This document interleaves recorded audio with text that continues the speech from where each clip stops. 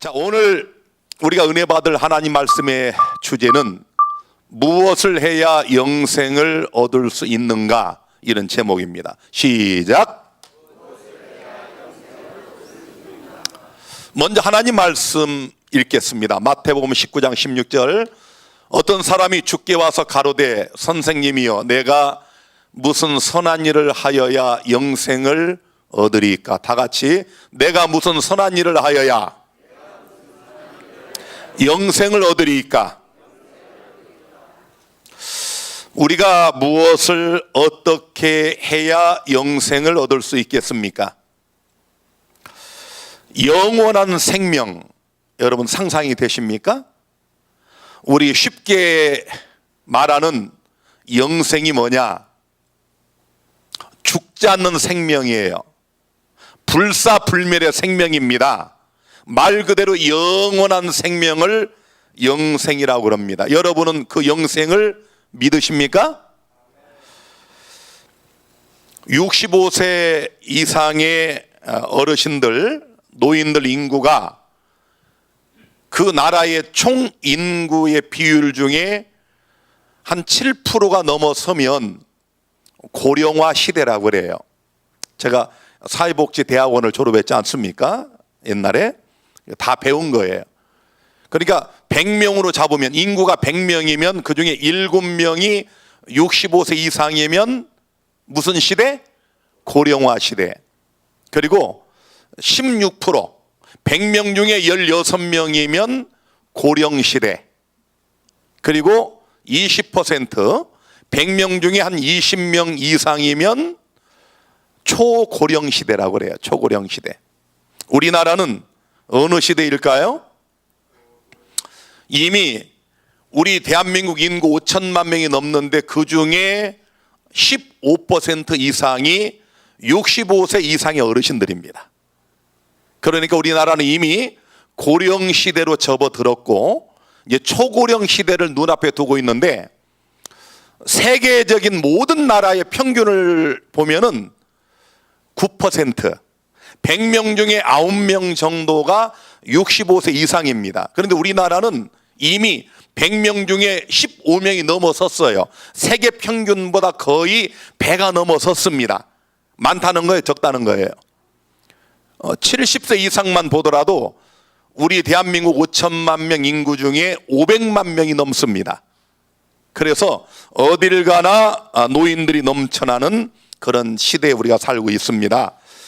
자, 그런데 보건복지부위원회 소속의 한 의원이 2018년 6월에 발표한 자료에 따르면 2017년, 재작년이죠, 전국에서 사망한 65세 이상 노인 12만 2,531명 중에 이들이 사망하기 전에 10년 동안 요양병원과 요양원에서 지낸 기간이 무려 661일입니다. 그러니까 그냥 평균으로 따져도 2년 이상의 세월을 요양원과 요양병원에서 지내다가 죽는다는 거예요. 우리 인생은 잘 살아야 100년입니다. 우리 요양원에 지금 100세 이상 어르신이 몇 분이 계신데, 면회 오시는 가족들이 한숨을 쉬고 갑니다. 며칠 전에도 한 가족이 오셔서 그 아드님 하시는 말씀이, 원장님 제가 80이 넘었습니다. 아니, 어머님이 100살이 넘도록 돌아가시질 않으니까 아들이 80세가 넘어가는 거예요. 우리가 정말 100세 시대, 행복 시대 그러지만 노인 전문가인 제가 보기에는 이 100세 시대가 행복 시대가 아닙니다. 우리 요양보호사 선생님들은 지금 고개를 끄덕끄덕 하잖아요. 그렇게 병들고 고통받고 신음하며 살아가는 그 인생이 무슨 의미가 있겠습니까? 우리 지난주에 의사가 3일 이상을 넘길 수 없다고 해가지고 그냥 다 이제 포기하신 어머님이 지금 이제 내일 모레면 100살이에요. 한 3개월만 지나면. 그런데 의사도 포기하고 가족도 포기하고 심지어 저도 포기를 했는데 지금 일주일 이상 살아 계셔. 산다는 그 의미가 무엇인지를 모르겠어요. 이렇게 보면 정말 불쌍해요. 얼른 편히 잠드셨으면 하는 게 솔직한 저의 마음이에요. 우리가 인생 7, 80년을 삽니다.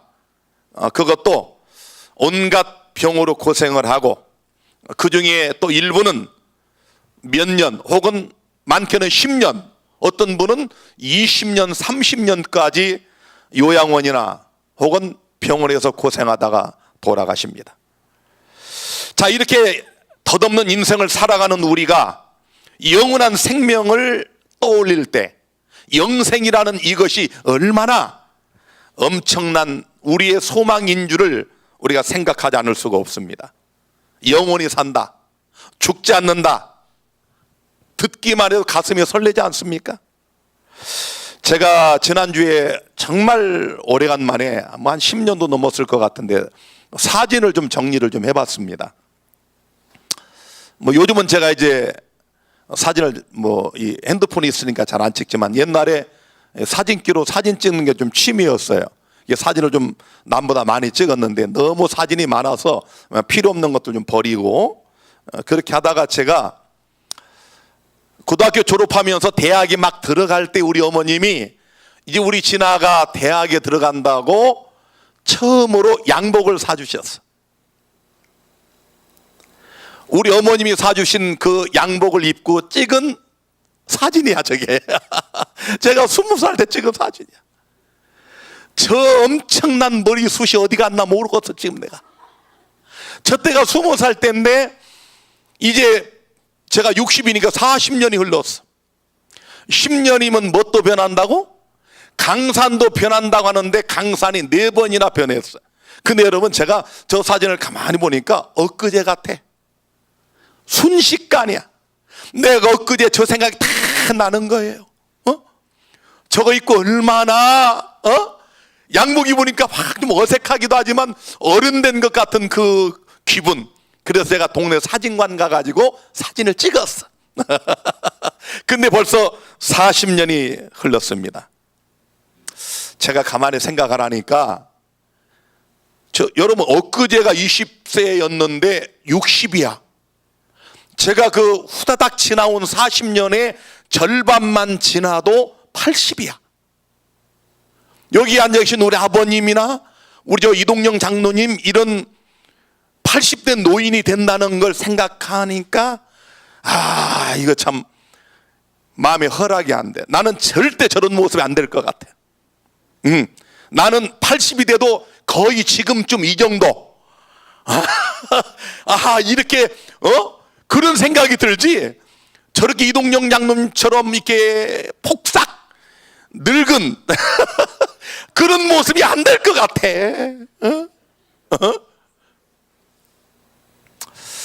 사랑하는 여러분, 이것이 우리 인생입니다. 사실 저도 저 20세 때 제가 지금의 이런 모습일 줄 누가 알았겠습니까? 제가 요즘 시내 돌아다니며 관공서를 가고 병원을 갈 때마다 제가 제일 듣기 싫은 소리가 아니 자꾸 간호사들이 아버님, 어르신 나보고 어르신이래. 내가 왜 지 아버지야? 이야, 그거 듣기 싫더라고요. 아니, 이게 이제 요즘 만나면 되게 좀 오래간만에 만나면 아니 세상에 목사님은 늙지도 않으셔. 그게 좋게 안 들려요. 그냥 내가 박상 늙었으면 좋겠다는 그런 소리로 들려. 이야, 참. 나이는 못 속이는 거야. 아니 2, 3년 전만 해도 절대로 간호사들이 아버님을 안 불렀거든요. 이제는 당연히 그래 나보고 아버님이래. 아버님. 이게 우리 인생입니다. 우리가 아무리 부인하고 싶어도 누구에게나 찾아오는 인생, 덧없는 인생입니다. 여기 앉아 계신 많은 어르신들, 또 TV 앞에 예배를 들으시는 우리 분야의 모든 어르신들이 아마 그런 생각 하실 거예요. 내가 저 박 원장만큼만, 박 목사만큼만 젊었으면 좋겠다, 그런 생각 아마 하실 거예요. 60세인 저의 나이로부터 이게 80대의 나이가 그냥 정말 후다닥 순식간에 지나갔을 겁니다. 이것이 우리 인생입니다. 어떻게 해야 이렇게 늙고 병들고 고생하다 죽어버리는 덧없는 인생이 아닌, 다시는 늙는 것이 없고 아픈 것이 없고 눈물이 없고 사망과 이별이 없는 영원한 생명을 얻을 수 있을까요? 오늘 읽은 본문의 말씀에 보면 그 당시에 부자 청년 한 사람이 예수님께 와가지고 심각한 질문을 합니다. 내가 무슨 선한 일을 해야 영생을 얻을 수 있겠습니까? 내가 어떻게 해야 구원을 받을 수 있겠습니까?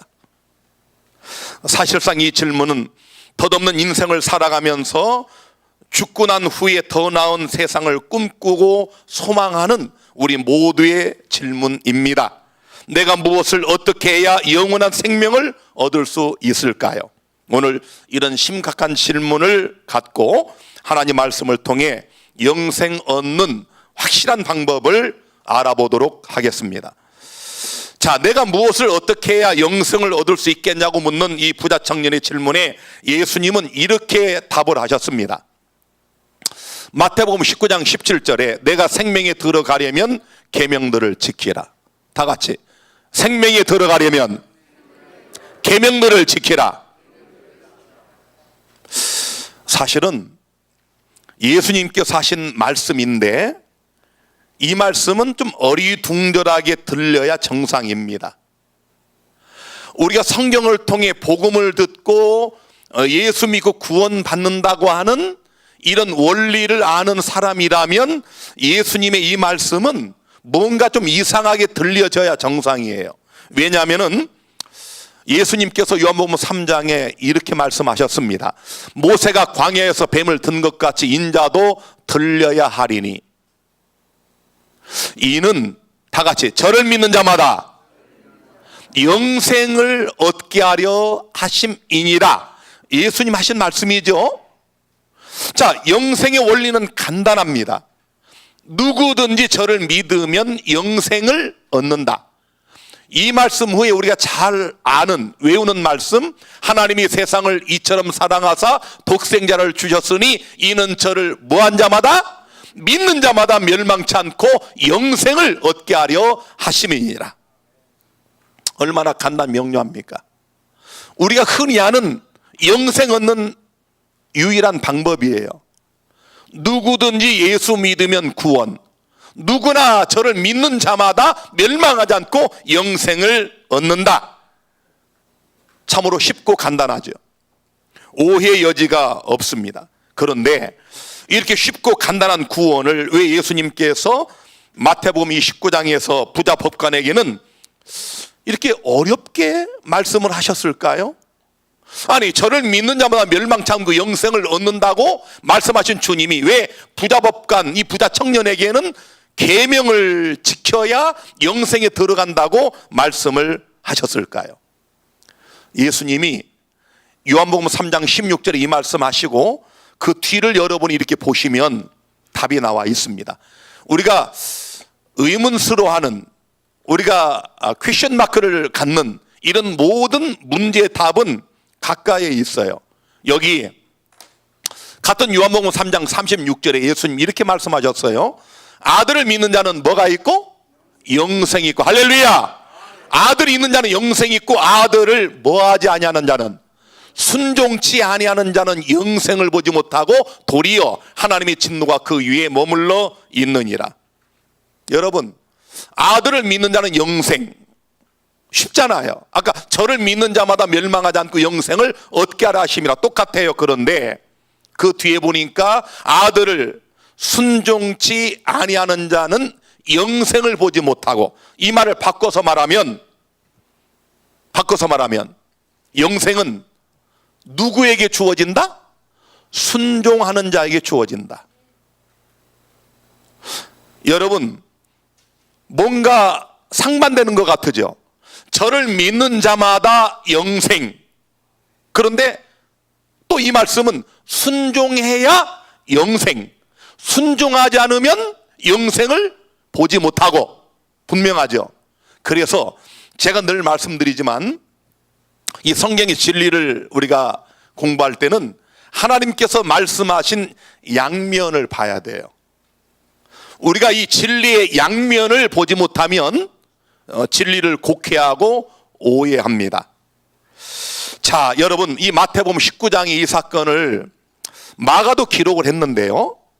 봅시다. 마가가 뭐라고 했는가? 마가복음 10장 29절부터 예수께서 가라사대 내가 진실로 너희에게 이르노니 나와 및 복음을 위하여 집이나 형제나 자매나 어미나 아비나 자식이나 전토를 벌인 자는, 여러분, 이제 엄청난 얘기를 합니다. 예수님 말씀하시기를 나를 위해 뭘 벌인다고요? 예? 나와 복음을 위하여 집이나 형제나 자매나 어미나 아비나 자식이나 전토를 벌인 자는, 금세에 있어 집과 형제와 자매와 모친과 자식과 전토를 다 같이 100배나 받고 핍박을 겸하여 받고 내세에 영생을 받지 못할 자가 없느니라. 자, 이제 영생이 굉장히 어려워진 것 같이 보여집니다. 저를 믿는 자마다 영생을 얻는다고 하는 단순 명료한 진리가 있었는데, 또 다른 이면을 보니까, 이면을 보고 또 이쪽을 보니까 뭐라고 돼 있어요? 나를 위하여, 복음을 위하여 아비나 자식이나 집이나 전토를 벌인 자, 그리고 거기에다가 핍박을 겸하여 받은 자는 반드시 영생을 받는다. 오늘 기도해 주신 우리 아버님 이 뒤에 앉아 계신데, 우리 아버님이 이제 한 3개월만 지나면 90이 되셔요. 우리 지난주에 소금산 가을 수풍 갔을 때 제가 참 깜짝 놀란 것은, 90 되신 아버님이 다람쥐야. 아니, 이건 놀랄 일이에요. 우리 요양원에 지금 계신 어르신들 평균 연세가 한 80 왔다 갔다 하잖아요. 아니, 여러분, 우리 여기 100수십 명의 어르신들이, 아니 60대도 있고 70대도 있고 80대 있잖아요. 근데 90, 100세는 다 이건 정말 너무 비참할 정도로 아프시고 신음하시고 의식도 없고 이런 분들이 대부분인데, 90세 되신 아버님이 너무 건강하신 거예요. 우리 아버님이 이 성경절과 연결된 분이십니다. 정말 젊은 20대 나이에 우리 예수님을 믿고, 우리 작은 할아버지 댁에 그 전라북도 진안군 주천면 용넉리 산재봉에서 가장 부자였어. 땅도 많으시고 가장 부자였어. 집도 제일 좋고, 이게 소위 말해 차게 기르신 유교 사상이 철저한 이런 어르신이었는데 자녀가 없으셨어. 그래서 우리 큰아버지와 우리 아버지 두 형제 중에 작은 아들인 우리 아버지를 양자로 삼아서 데리고 가신 거예요. 근데 우리 아버님이 예수를 믿고 재림교인이 돼가지고 제사를 안 드리시네. 여러분, 제가 시간 관계상 다 말씀드릴 수 없지만 얼마나 많은 핍박을 받으셨는지 몰라요. 그 많은 재산 하나 못 받고 쫓겨났습니다. 그냥 가만히 제사만 드리면 그 동네 제일 부자, 그 우리 할아버지의 전 재산이 다 아버지 거예요. 지금도 여러분 그 족보를 보면 우리 아버지가 그 어르신의 아들로 돼 있어요. 이걸 우리 큰 집에 다 뺏겼습니다. 한 푼 못 받았어요. 제가 어릴 적 제가 말씀드렸죠. 한 2주 전에 제가 배가 고파가지고 영양실조 걸렸어요. 죽을 뻔했습니다. 진짜로. 예? 근데 여러분, 그때 우리 아버님이 예수 믿는 신앙 때문에 모든 걸 다 잃어버리고 전토와 집과 아비를 다 버리고 우리 오남매 데리고 척박한 산중에 살았어. 추석날 명절날 안 갈 수가 없잖아요. 우리 갑니다. 아침 일찍이. 저는 어린 생각에 그때 6살, 7살, 8살 때 우리 큰집 가야 쌀밥 먹는다. 우리 집은 쌀밥 먹을 수가 없어요. 1년 내내 깡보리밥에다가 강냉이, 옥수수, 여러분 보리죽만 먹었어. 설날 명절날 가면 제일 먼저 뭐랍니까? 사랑채가 있어요. 들어가자마자 오른쪽에 제사를 드립니다. 아버님이 절을 안 하십니다. 난리가 나는 거예요. 거기서 우리 할아버지 아버지를 끌어내서 뺨을 후려 갈리고, 제가 정말 견딜 수 없었던 것은 그 어린 나이에도 우리 큰 집에 큰형이 있어요. 큰형. 나이 차이가 저희하고는 한 열 몇 살 나이는데 큰형이 아버지를 때리더라고. 조카가 작은 아버지를 때리더라고요. 그러면 우리 오남매와 우리 부모님이 아침밥도 못 먹고 그 산중으로 한 5리길 되는 그 길을 다시 올라갑니다. 아침밥도 못 얻어 먹고 그런 어린 시절을 보냈어요. 제가 이런 말씀을 드리는 이유는 이 말씀 보세요. 이거 남들이 보면 이거 여러분 보통 믿음 없는 사람들 보면 이게 가능하냐고요. 예수께서 가라사대 내가 진실을 너에게 이르노니 나와 및 복음을 위하여 집이나 형제나 자매나 어미나 아비나 자식이나 전토를 벌인 자는 금세 있어 집과 형제와 자매와 모친과 자식과 전토를 100배나 받되 핍박을 겸하여 받고 내세 영생을 받지 못할 자가 없느니라. 우리 아버님이 이렇게 건강의 축복을 누리시는 것도 하나님의 은혜입니다. 하나님의 은혜예요. 90이 돼도 이렇게 건강하신 분이 어디 있어요? 어제 트럭 끌고 어제도 또 나갔다 오셨어. 여러분, 우리 하나님은 거짓말을 하지 않습니다. 놀라운 사실은 우리가 예수를 믿으면 누구나 구원을 받고 영생을 얻는다고 했는데 이 말씀을 보니까 완전히 상반된 것 같아요. 아니 그냥 단순하게 믿으면 구원인 줄 알았는데 여기 보니까 아이고 아비도 버리고 집도 버리고 전토도 버려야 되고 핍박도 받고, 이 양면을 봐야 되는 거예요. 이 양면을, 여러분 이 말씀을 역으로 말하면 우리가 예수님을 믿는다고 하는 것은 우리 아이들 말로 말하면 장난이 아니다 그런 말이에요. 여러분 저와 여러분이 예수 믿고 구원받고 부활하고 영생 얻고 천국 가고 신천신지 새하늘과 새 땅에 간다, 이게 장난이 아닙니다. 에? 그냥 무슨 껌값 주고 받고 주고받는 이런 거래가 아니라는 거예요. 우리의 믿음이라고 하는 거, 우리가 예수를 믿는다고 하는 그것은 요즘 우리 기독교에 만발한 값싼 은혜, 값싼 믿음이 결단코 아니라는 것입니다. 개신교회가 종교를 개혁한 지가 500년이 넘었습니다. 그런데 우리나라 개신교만 보더라도 얼마나 많은 사람들이 구원과 영생에 대하여 성경이 계시하고 있는 이 양면을 보지 못한 채로 절름발이 복음, 편향된 복음으로 치닫고 있는지 모릅니다. 지금 우리가 예수님의 몇 말씀만 읽더라도 믿음이라고 하는 이것은 구호가 아니다, 뭐 단순한 동의가 아니다, 이건 순종과 병행하는 적극적이고 능동적이고 행동하는 것임을 알 수 있잖아요. 우리가 예수 믿고 구원받는다, 누구나 저를 믿는 자마다 영생을 얻는다 할 때 그 믿음은 단순한 구호가 아니에요. 놀라운 행동의 열매를 드러내는 믿음이라는 것을 우리가 알 수 있습니다. 그래서 야고보는 이렇게 말을 했잖아요. 야고보서 2장 17절에 이와 같이 행함이 없는 믿음은 그 자체가 죽은 것이라. 행함이 없는 믿음은 자체가 죽었다. 여기 무슨 말을 더 할 수 있겠어요? 영혼 없는 몸이 죽은 것 같이 행함이 없는 믿음은 죽은 것이니라. 이것이 성경에서 말씀하고 있는 영생에 대한, 구원에 대한 양면입니다. 저를 믿는 자는 구원, 이 말씀이 저에게 순종하는 자는 영생, 이 말과 똑같은 말씀임을 우리가 알 수가 있습니다.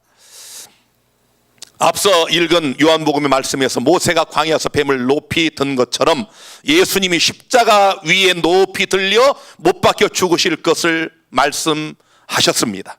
다시 말하면 여러분과 제가 예수님을 믿는다고 할 때 그 믿음이란 우리의 죄를 위해 십자가에 못 박혀 죽으신 그 예수님을 믿는다고 하는 것. 죄가 없으신 예수님이 바로 다름이 아닌 나와 여러분의 죄 때문에 십자가의 고난을 받으시고 피 흘려 죽으셨다는 것을 믿는 것을 의미하는 것입니다. 이것이 예수님을 믿는다고 할 때의 참된 믿음의 의미입니다. 이러한 참된 믿음을 가진 자는 예수님과 복음을 위하여 모든 것을 다 버리고 핍박을 겸하여 받을 수 있는 순종의 열매를 맺는다는 것입니다.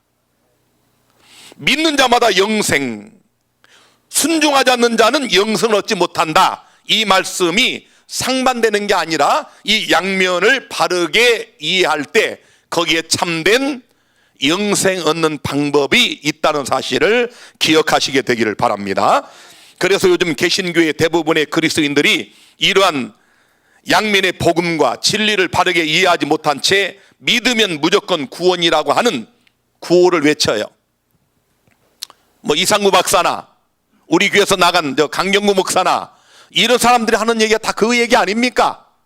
그 곽아무개 목사 보세요. 제가 참 정말 지금도 생각하면 끔찍한 게 그 사람이 자기 아버지를 죽인 그 사건이 작년 10월입니다. 이맘때 자기 아버지를 죽였는데, 아버지를 죽여놓고, 여러분 엊그제 채널A에서 방송했다고 그랬죠? 채널A에서 아주 상세히 그 사건을 다뤘어요. 처음에는 아버지가 그 목장을 하시니까 트럭에 깔려서 트럭을 수리하다 죽었다 이렇게 신고를 했어요. 경찰이 그런 줄 알았습니다. 그런데 그때 그 아버지가 죽었다는 얘기를 저도 듣고 우리 모두가 다 들었는데 소문이 흉흉했어요. 왜냐하면 아버지 자동차가 어머니하고 타고 가다가 갑자기 바퀴가 빠져가지고 교통사고나 죽을 뻔한 일도 있었고, 음식을 먹는데 뭐 독약을 타는 거예요, 누가. 그래서 죽을 뻔한 위기가 몇 번 있었어요. 그래서 이런 얘기 저런 얘기들이 경찰에 들어가고 경찰이 재수사하면서 자꾸 보니까 범인이 아들이야. 근데 이 곽 목사, 목사라고 하기도 참 민망스러운데 이 곽 씨가 알고 봤더니, 우리는 아버지가 이렇게 일할 때 그가 스위치를 눌러 죽은 줄 알았더니 두들겨 패 죽이고 거기다 넣어놓고 위장을 했다는 거예요. 그리고 그 사람이 여러분 한 5, 6개월 동안 잡힐 때까지 뻔뻔스럽게 모든 집회를 돌아다니고 그 강경구 목사 그 설립 예배 광고하고 거기 참석하고 사진 찍어서 올리고, 그 사람이 그때 주장한 얘기 뭔지 아십니까? 그 사람이 나하고 토론을 많이 했잖아요. 한 번 받은 구원은 절대로 상실하지 않는데 어떤 죄를 짓든지 회개하지 않아도 구원을 받는다고 그랬어. 이해가 되시죠? 마귀가 사람을 그렇게 타락시킵니다. 그래서 이번에 징역 1심에서 25년을 선고받았어요. 사실은 무기징역에 가야 되는데 그가 다 자백을 했어요. 그전에도 아버지를 죽이려고 몇 번 시도했던 것들 모든 걸 다 솔직하게 다 털어놨기 때문에 그 정상을 참작해서 25년을 선고했습니다. 진리에서 떠나면 이렇게 됩니다. 여러분, 이런 잘못된 구원관이 우리 대한민국 개신교에 너무도 만연해 있어요. 그냥 무조건 믿으면 구원이라는 거야. 무조건 구원, 믿으면 구원, 행함, 순종, 열매, 안식일 준수 아무런 필요 없다는 거예요. 그냥 무조건 믿으면 구원이라고 하는, 이것은 언뜻 맞는 말 같지만 제가 말씀드리지만 한면입니다. 한면. 이 진리의 양면을 보지 못하면 저를 믿는 자마다 멸망하지 않고 영생을 얻는다는 이 말씀과 순종하지 아니하는 자는 영생을 얻지 못하고, 이 말씀의 양면을 봐야 거기에 진리가 나오는 겁니다. 특히 싹군인 일부 개신교 목사들이 성도들에게 영생에 대한 예수님의 이 양면의 말씀을 외면한 채 무조건 믿기만 하면 구원이라고 가르침으로 순종이 따르지 않는 믿음, 행함의 열매가 전혀 없는 믿음, 품성의 변화가 전혀 일어나지 않는 가짜 믿음들이 이 교회 안에 횡행하고 있는 것입니다. 며칠 전에 저 멀리 계신 한 자매님께서 문자가 왔어요. 우리 유튜브 교인입니다. 저를 한 번도 만난 적도 없지만 멀리 계시기 때문에 아마 지금도 예배를 드리고 계실 거예요. 근데 이분이 그런 문자를 보내왔어요. 목사님, 이 목사님의 말씀을 듣고 자신의 삶이 변화되는 것을 자기가 본다는 거야. 변화. 아니 여러분, 목회자 사모님이신데 남편이 목사예요. 근데 이분이 이 진리를 발견하고 스스로 그래, 나는 명광교인이라고, 재림교인이라고. 그냥 한 번도 이곳에 참석한 적도 없고 나를 만난 적도 없지만 명광미디어를 통해서 재림교인이 되셨어. 정기적으로 매달마다 헌금을 자동이 차셨어. 놀라운 변화가 일어나는 거예요. 그게 진짜 믿음이에요. 예수님께서 말씀하시는 진짜 믿음은 우리 삶에 놀라운 변화를 일으켜야 그게 진짜 믿음인 것을 여러분 깨닫게 되기를 간절히 바랍니다. 일반 개신교의 많은 오직 믿음을 주창하는 사람들이 주장하는 은혜와 믿음이라는 것은 죄인인 자신들을 의롭게 하고 자신들의 삶의 그리스도와 같은 모습으로 변화되는 기적이 동반되는 것과는 전혀 상관이 없고, 죄를 죄로 여기지 않고 오히려 세상과 짝하여 살아도 죄의식도 없는 이런 값싼 은혜, 값싼 믿음, 이게 일반 개신교에 지금 만연하고 있는 사실을 우리가 보고 있는 것입니다. 참된 믿음은 우리를 죄에서 떠나게 하지만 가짜 믿음은 죄를 지어도 죄의식을 전혀 느끼지 못하도록 만들어 버리는 것입니다. 그래서 예수님은 참된 믿음의 궁극이 무엇인지를 이렇게 설명을 하셨습니다. 자, 누가복음 14장 26절. 물은 내게 오는 자가 자기 부모와 처자와 형제와 자매와 및 자기 목숨까지 미워하지 아니하면 능히 나의 제자가 되지 못하고, 누구든지 자기 십자가를 지고 나를 좇지 않는 자도 능히 나의 제자가 되지 못하리라. 자, 이제 이 말씀 읽어보니까 구원과 영생이 더 어렵게 보여지죠. 아니 여러분 보세요. 이게 정말 여러분 중에, 우리 예수 믿는 사람들 중에 이럴 사람 몇 명 있겠습니까? 우리 아버님의 삶을 제가 이렇게 쭉 봐왔지만은 아버님도 중간에 많은 정말 우여곡절과 정말 파란만장한 굴곡의 역사가 분명히 있었어요. 그러나 90이 되시도록 이렇게 건강하시고 이런 은혜를 누리는 걸 제가 알아요. 왜냐하면 하나님은 이런 믿음을 절대로 가볍게 보지 않으셔요. 왜냐하면 정말 예수를 위하여, 복음을 위하여 이런 믿음을 행함으로 드러내는 것이 쉽지가 않아요. 제가 어려서 우리 아버지 어머님들 하는 일을 이렇게 듣잖아요. 이제 우리 큰 집이 우리 아버지 재산을 다 가로채고, 미안하니까 우리 큰아버지는 도덕적으로 착하신 분이에요.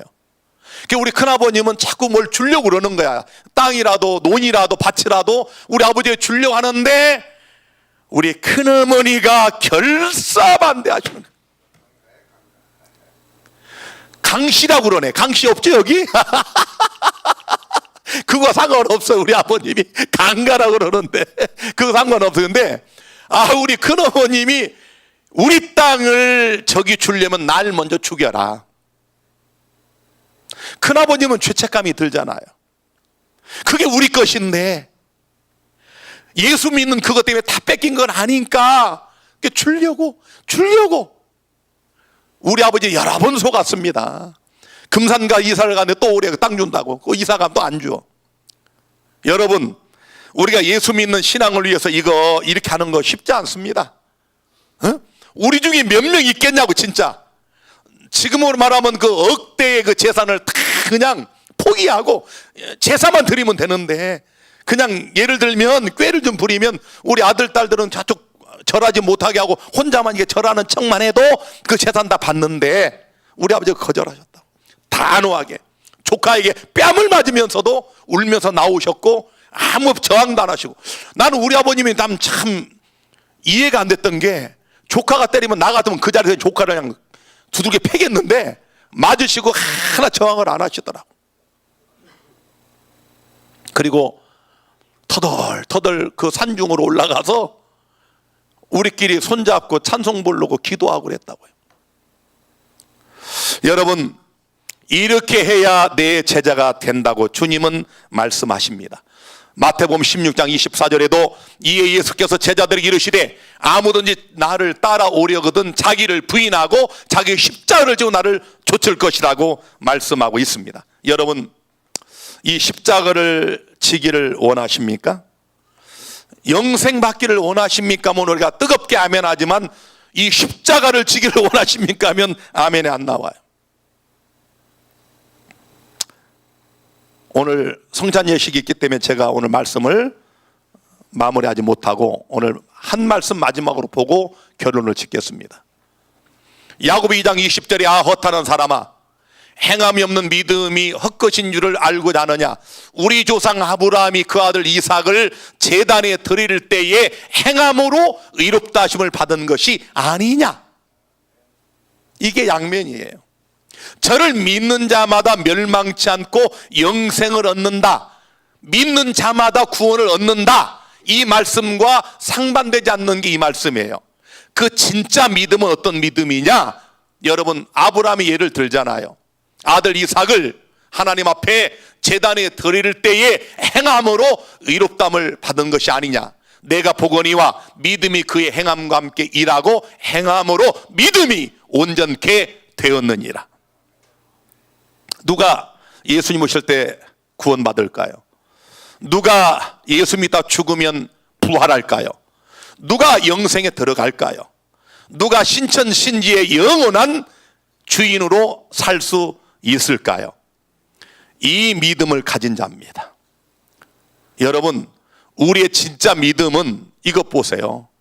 제가 지난번 보여드렸죠. 2주 전에 제가 심은 시입니다. 시. 무시예요. 자, 그림 하나만 더 보여드립니다. 요 시는 요 열매입니다.